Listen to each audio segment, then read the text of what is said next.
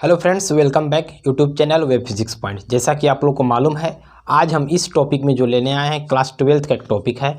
जो हम लोग चैप्टर 1 की अगर बात करें तो चैप्टर 1 हमारा है क्या, विद्युत आवेश तथा विद्युत क्षेत्र। इस चैप्टर के अंतर्गत एक टॉपिक आता है जो कि हर एक बोर्ड एग्जाम में आपको देखने को मिलता है।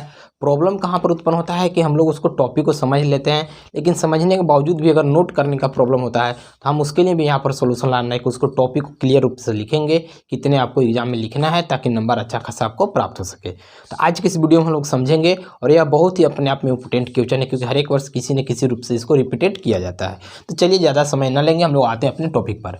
तो बोर्ड पर राइट डाउन किया हुआ है। आज का जो हमारा टॉपिक है उस टॉपिक के अगर नाम बोले तो आवेश के गुणधर्म। आवेश के गुणधर्म को हम लोग इंग्लिश में बोलते हैं प्रॉपर्टीज ऑफ चार्ज। ठीक है, तो प्रॉपर्टीज ऑफ चार्ज क्या है, उसके तीन मूलतः गुण होते हैं, चार भी इसे बोल सकते हैं, लेकिन हम लोग यहाँ पर तीन पढ़ेंगे। कौन कौन तीन पढ़ेंगे? अगर फर्स्ट नंबर की बात करें तो विद्युत आवेश की योज्यता, जिसको इंग्लिश में हम लोग बोलते हैं additivity of electric charge. Second number जो है विद्युत आवेश का संरक्षण, कंजर्वेशन ऑफ इलेक्ट्रिक चार्ज। और थर्ड नंबर जो है विद्युत आवेश का क्वांटीकरण, जिसको क्वांटाइजेशन ऑफ इलेक्ट्रिक चार्ज। मूलतः इन तीनों टॉपिक को हम लोग अच्छे से समझने का प्रयास करेंगे। और अगर हम बात करें तो आप लोग को यहाँ पर दिखाई दे रहा होगा पॉइंट नंबर 1। पॉइंट नंबर 1 में क्या है कि विद्युत आवेश की योज्यता, जिसको हम लोग इंग्लिश में बोलते हैं क्या, एडिटिविटी ऑफ इलेक्ट्रिक चार्ज। ये होता क्या है, तो इसको हम यहाँ पर परिभाषित आप किए हैं कि लिखा है क्या है कि विद्युत आवेश क्या है, विद्युत आवेश एक सदिश राशि है। कैसा है? एक सदिश राशि है। किसी भी निकाय में कुल आवेश उसमें उपस्थित सभी आवेश के बीजीय योग के तुल्य होता है, अर्थात Q बराबर Q1 Q2 minus Q3 minus Q4 dot dot dot Qn। अब इसका मतलब क्या है, हम लोग तो इसको रट लेते हैं, याद कर लेते हैं, लेकिन हम लोग कुछ पहले यहाँ शब्दों पर अपना ध्यान देंगे। निकाय का मतलब क्या है यहाँ पर? तो निकाय मतलब कोई वस्तु है। ठीक है, अगर बात करें तुल्य, तो तुल्य का मतलब होता है बराबर। बीजीय योग आप लोग को मालूम है जो अलजेब्रिकली योग होता है। तो ये सभी पॉइंट पर अगर हम ध्यान दें तो अगर हम बात करें कि कोई एक हमारा ऑब्जेक्ट क्या है, सपोज दैट मान लीजिए ये हमारा एक ऑब्जेक्ट है, और कोई अगर ऑब्जेक्ट है, कोई एक वस्तु है, उसी को हम लोग यहाँ पर निकाय बोल रहे हैं। अगर यह एक ऑब्जेक्ट है तो उस ऑब्जेक्ट का कुछ न कुछ उसका आवेश होता है जो कि उससे पहले उस पर उपस्थित होता है। तो अगर मान लीजिए कि इस होल बॉडी पर, पूरे बॉडी पर एक आवेश Q है, क्या है हमारा, मान लीजिए Q है, और Q इंडिकेट सूचित भी हमारा करता है किसको, आवेश को। अगर इस ओवरऑल बॉडी पर Q आवेश है, अब हम किए क्या कि इस आवेश को तोड़ दिए। तो तोड़ने के बाद ऐसा आएगा कि कोई एक भाग का Q1 आवेश आएगा, अगला भाग का मान लीजिए Q2 आएगा, अगला भाग का मान लीजिए माइनस Q3 आएगा, अगला भाग का मान लीजिए माइनस Q4 आएगा। इसी प्रकार से Qn तक हम बाइसेक्ट किए। फिर आपको अगर प्रॉब्लम हो रहा हो तो कहने का मतलब है कि एक कोई हमारा ऑब्जेक्ट था, उस ऑब्जेक्ट को अलग अलग हम बाइसेक्ट कर दिए, तोड़ दिए, बांट दिए। बांटे कितना, इन्फिनिटी मान लीजिए Qn, कोई हमको लिमिट नहीं था, मान लीजिए 100 200 400 500 जितना भी है। तो जो हमारा यह Q आवेश था वह 100 बराबर भागों में बट गया। अगर मान लीजिए यह Q आवेश को हम 10 बराबर भाग में बांटेंगे तो वो Q10 तक जाएगा। फिर से इसको समझिए कि एक कोई ऑब्जेक्ट था, इस ऑब्जेक्ट को हम क्या किए, टोटल आवेश जो उस पर था Q था, कितना था, Q था। जैसे ही उसको हम बांट दिए तो 100 जगह बट गया। फिर वापस जब 100 को जोड़ेंगे तो टोटल कितना आ जाएगा, Q। तो हम वही क्या किए हैं कि जो Q है, Q हमारा इस आवेश का कुल आवेश है इस ऑब्जेक्ट का, क्या है, यह जो Q हमारा है कुल आवेश है इस ऑब्जेक्ट का, वस्तु का निकाय का। अब हम क्या किए कि इस वस्तु को, निकाय को तोड़ दिए। तोड़े जैसे ही तो अलग अलग बट गया, तो अलग अलग बट गया तो उस आवेश पर जो पहले से मौजूद Q आवेश था वह भी बट जाएगा। जैसे ही यह Q आवेश बटेगा तो उसका एक हम नामकरण दे दिए, नाम दे दिए Q1 Q2 minus Q3 minus Q4 minus Qn, यानी कि इसी प्रकार से आगे बढ़ते जाएगा। और फिर क्या किया कि ये Q1 Q2 minus Q3 minus Q4 minus Qn dot dot Qn को सबको जब जोड़ेंगे हम टोटल, तो फिर हमारा रिजल्ट Q ही प्राप्त होगा। इसी को हम लोग बोलते हैं क्या, विद्युत आवेशों की योज्यता। क्या बोलते हैं, विद्युत आवेशों की योज्यता। याद करने का सबसे सिंपल क्या तरीका है, योज्यता जहां पर भी आपको नजर आएगा, क्या नजर आएगा, योज्यता। तो योज्यता का मतलब ही समझ लीजिएगा जोड़ना। और जोड़ेंगे कब, जब कोई भी निकाय पर मौजूद कुल आवेश को हम बांट देंगे अलग अलग, और फिर वापस से जोड़ेंगे तो कुल आवेश के बराबर होगा, यानी तुल्य होगा। तो यह था हमारा पॉइंट नंबर 1 हुआ, वैद्युत आवेशों की योज्यता।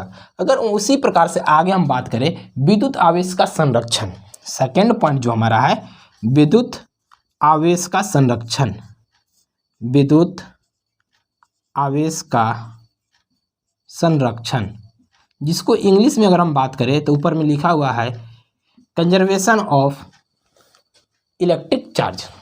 अब इसमें हमको समझना क्या है, कंजर्वेशन, कंजर्वेशन का हिंदी वर्ड होता है संरक्षण। संरक्षण का मतलब बचाव। तो एक हमारे साइंटिस्ट हुआ करते थे बेंजामिन फ्रैंकलिन। तो बेंजामिन फ्रैंकलिन ने इस नियम को प्रतिपादन किए थे। कब प्रतिपादन किए थे इसके बारे में हम लोग पहले पढ़ चुके हैं। तो बेंजामिन फ्रैंकलिन का यह कथन था कि आवेश को न तो हम सृजन कर सकते हैं और ना ही विनाश कर सकते हैं। ठीक है, तो बोल सकते हैं हम लोग, इसको लिख भी सकते हैं। क्या लिख सकते हैं, इस फिगर को हम लोग मिटा देते हैं, लिख सकते हैं बेंजामिन, या लिख सकते हैं इस नियम का प्रतिपादन, इस नियम का प्रतिपादन बेंजामिन फ्रैंकलिन साहब द्वारा किया गया था। बेंजामिन फ्रैंकलिन द्वारा किया गया था, द्वारा किया गया था। उनके अनुसार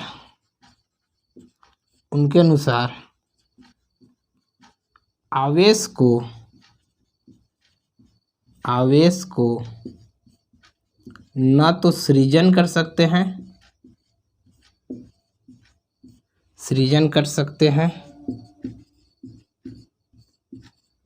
ना ही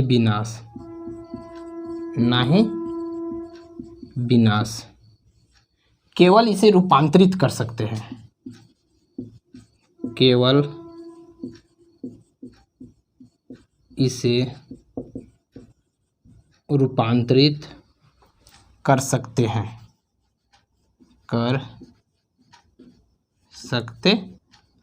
अब इसमें समझना क्या है, बेंजामिन जो फ्रैंकलिन साहब थे वो बोले कि न तो हम आवेश को उत्पन्न कर सकते हैं ना ही विनाश कर सकते हैं, उसको एक से दूसरे रूप में परिवर्तित कर सकते हैं, रूपांतरित कर सकते हैं।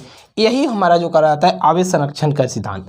क्लास 9th में भी आप लोग पढ़ेंगे कंजर्वेशन ऑफ मास और मोमेंटम। तो अगर उससे हम कंपेयर करें तो सेम टू सेम वही परिभाषा हमारा यहाँ पर देखने को मिलेगा। तो याद रखिएगा, पहला नंबर क्या था, वैद्युत आवेशों की योज्यता। जब किसी निकाय में मौजूद कुल आवेश को अलग अलग बांटते हैं और फिर वापस जब जोड़ते हैं तो पहले से मौजूद आवेश के बराबर होते हैं। दैट मीन्स क्यू आवेश पहले से था, इसको तोड़ दिए और तोड़ने के बाद फिर इन लोगों को वापस जब जोड़ेंगे तो क्यू के बराबर हो जाएगा। वहीं पर विद्युत आवेश का संरक्षण में क्या बोला जाता है कि बेंजामिन फ्रैंकलिन साहब ने बोले थे कि आवेश को न तो हम उत्पन्न कर पाएंगे न उसका विनाश कर पाएंगे, सिर्फ एक रूप से दूसरे रूप में उसको ट्रांसफर कर सकते हैं। जैसे मान लीजिए हम कंघी से और बाल में फ्रिक्शन करते हैं तो हमारा जो है ना आवेश का वहाँ पर ट्रांसफर हो जाता है। बाल हमारा जो हो जाता है क्या, नेगेटिव ऋणात्मक, और जो ये मान लीजिए हमारा पेन है वो हमारा क्या, धनात्मक हो जाता है। उसी प्रकार से अगर किसी और के साथ इसको रगड़ेंगे तो हो सकता है कि पेन हमारा हो जाएगा ऋणात्मक और कोई अदर बॉडी जो हो जाएगा हमारा धनात्मक हो जाएगा। तो एक रूप से दूसरे रूप में वह रूपांतरित हो रहा है। ठीक है, एक और हमारा जो लास्ट है वह विद्युत आवेश का क्वांटीकरण। तो चलिए इसको भी हम लोग समझते हैं।